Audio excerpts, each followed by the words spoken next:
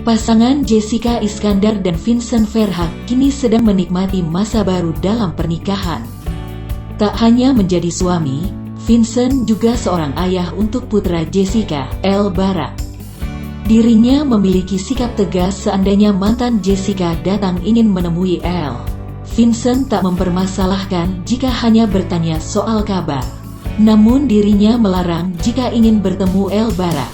Pria keturunan Belanda itu tak mau Elle Barak kembali terluka.